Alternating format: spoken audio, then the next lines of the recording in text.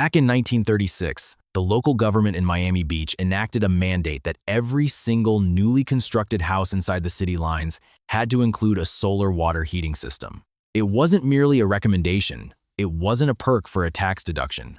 It was legally demanded, just as strictly as needing a roof over your head. Even before the law, about a third of all residences in southern Florida were already using them. These were straightforward rooftop setups, relying strictly on the sun's rays and some copper piping to supply hot water from morning to night. Yet, fast forward just 9 years, and that mandate was scrapped. Fast forward 15 years, and those rooftop units had essentially vanished from the area entirely.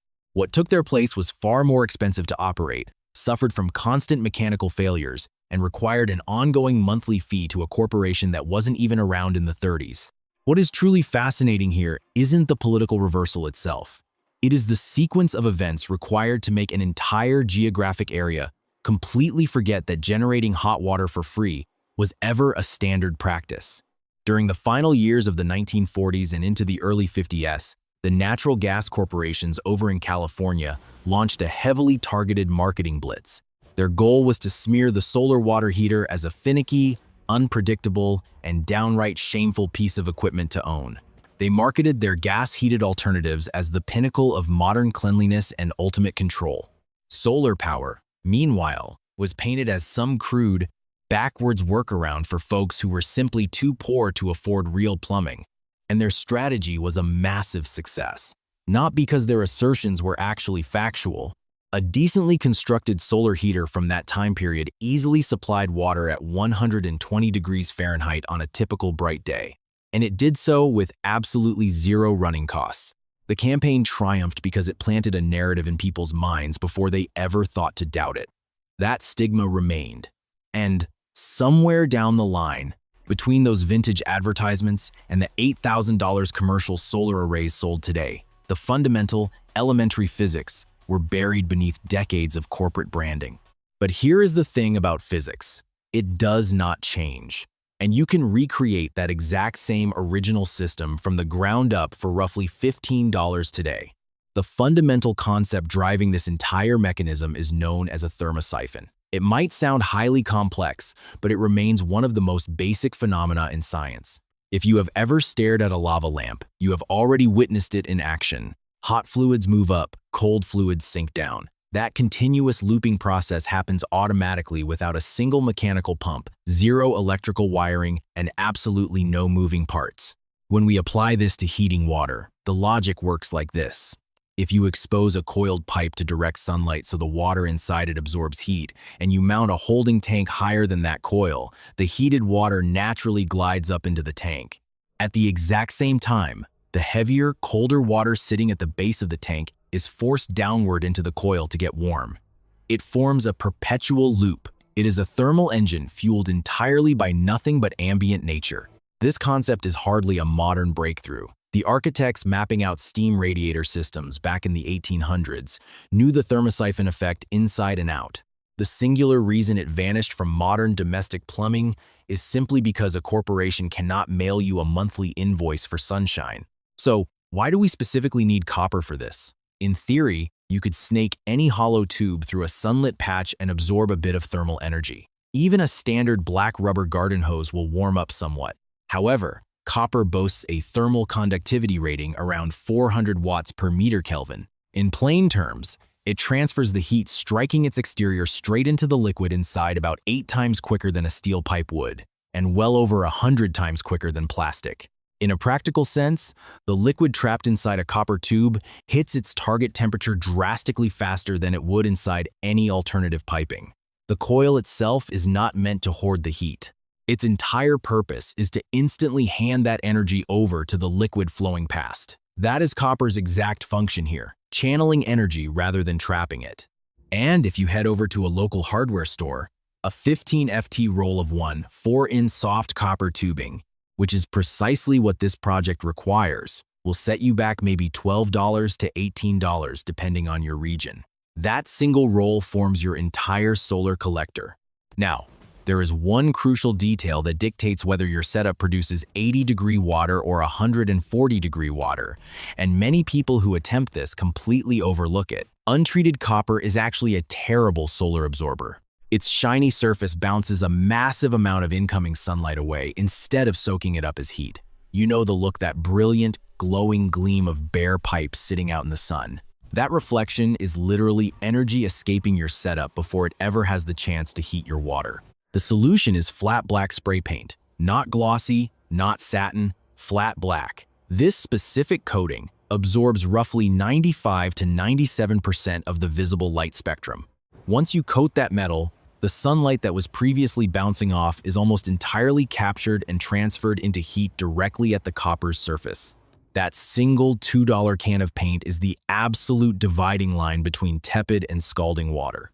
Keep that in your back pocket. We will utilize it when we cover the assembly. Here is your complete materials list. 15 feet of 1/4-inch soft copper tubing, the flexible kind you find in the hardware store used for refrigerator lines. 1 can of flat black spray paint. A reclaimed container to act as your holding tank. A standard 5-gallon bucket with a tight lid works flawlessly. Or an old water heater pressure tank if you can track one down. 2 short pieces of standard garden hose for your connections. And lastly, 4 screws and a piece of scrap plywood to serve as a backing frame to angle your coil toward the sky. Your total cost in almost any market is going to be $15 to $25. The commercial equivalent, it replaces costs between $3,000 and $8,000 to have installed. There is absolutely no hidden engineering mystery justifying that massive price gap. It is purely a pricing illusion, one that survives because most consumers have been trained to believe that a cheap alternative could not possibly function. The construction starts with bending the coil. Because it is soft copper, you can shape it entirely by hand without any specialized tools. Just work slowly, keeping your hands close together as you bend the metal to ensure you don't kink the line.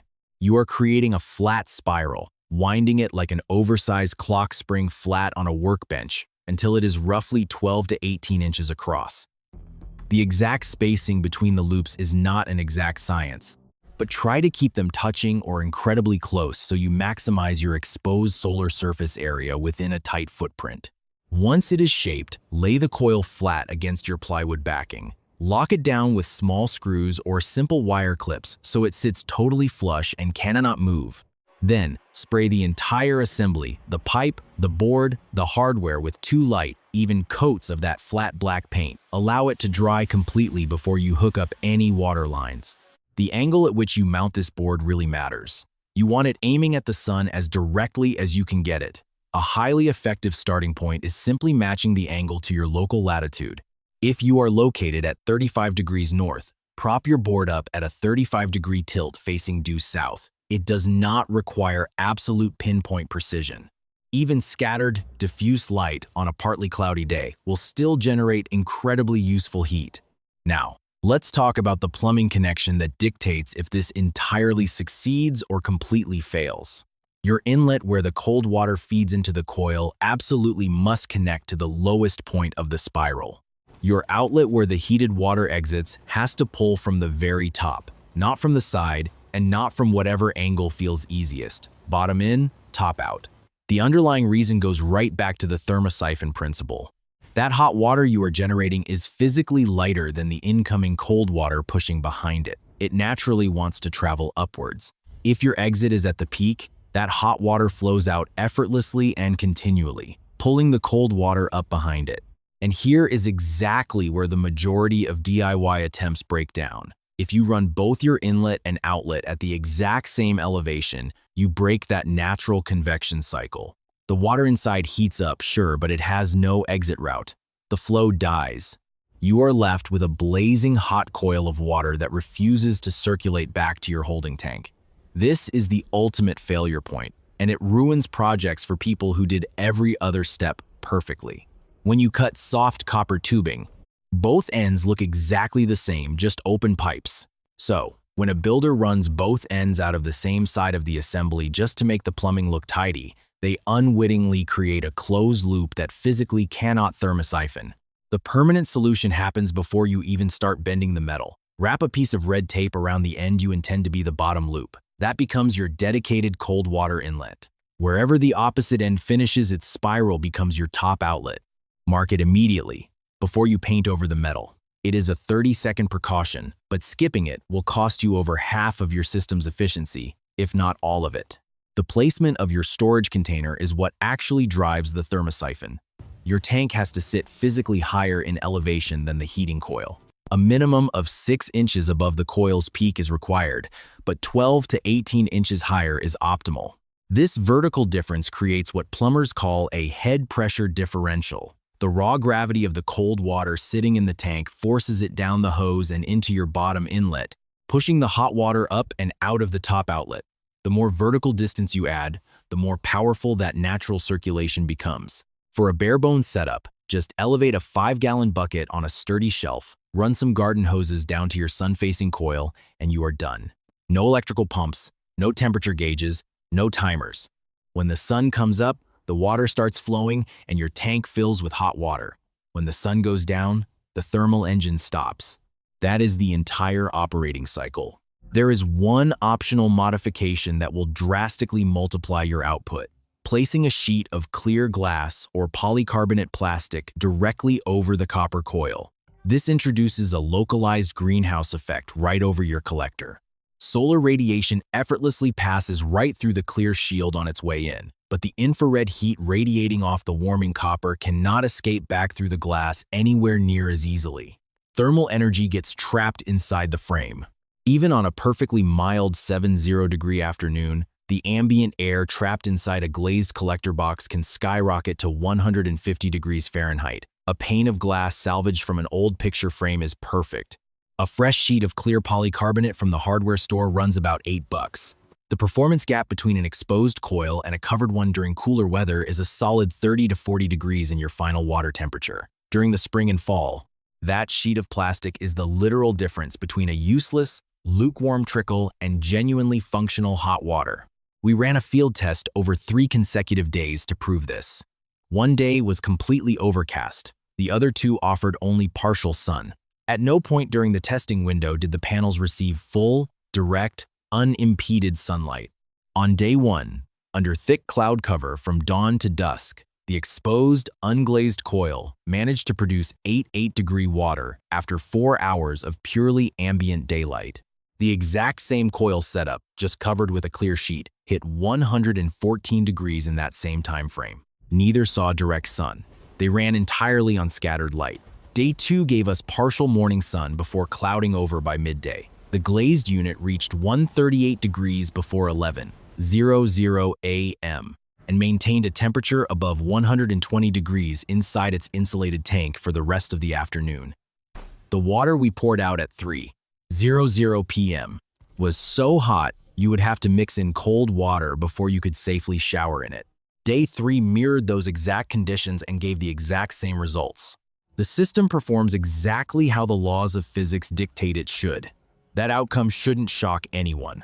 What should shock you is that all the components combined cost less than a cheap takeout meal, while the companies pushing $3,000 solar arrays desperately hope you never figure that out. The practical uses here go way beyond the obvious. A compact unit like this, 15 feet of quarter-inch pipe, feeding a 5-gallon bucket reliably generates 2 to 3 gallons of legitimately hot water for every hour of sunlight. That is plenty for an outdoor shower at a hunting camp, scrubbing grease off tools in an unheated garage, or supplying a remote off-grid cabin where trenching electrical lines simply isn't financially viable. And scaling this up is incredibly straightforward. If you double the length of your copper coil and double the volume of your tank, you double your hot water production. The math scales perfectly straight. Plus, because you aren't messing with high-voltage wiring, pressurized tanks, or open flames, this entire project completely sidesteps the building codes and permit inspections that plague traditional renovations. You are literally just pointing a black pipe at the sky. There is a distinct historical pattern to how functional knowledge like this fades away. It doesn't vanish because the technology failed. It vanishes because the second it becomes standard practice, it ceases to be a lucrative revenue stream for an industry. That 1,936 Miami Beach mandate wasn't repealed because solar hot water was a bust. It was repealed because it was a massive success. and that success directly threatened a highly profitable business model. The exact same physics that warmed water inside a copper tube a century ago are still working today. The metal didn't suddenly become wildly unaffordable, and the sun definitely didn't stop shining. What actually changed was an entire generation growing up without ever seeing these simple systems in action. They never had a reason to seek them out, and eventually, the collective memory faded. True self-reliance rarely demands inventing something brand new. Usually, it just requires remembering the past, or finding someone willing to unearth the things we've been forced to forget. Speaking of things worth unearthing, there is a companion build to this project. We are taking this exact same Thermosyphon principle and applying it to build a completely passive space heater for a shed or off-grid room. It relies entirely on solar gain, uses zero electricity, and costs less than $30 to assemble. That file drops next week. Make sure you come back for it.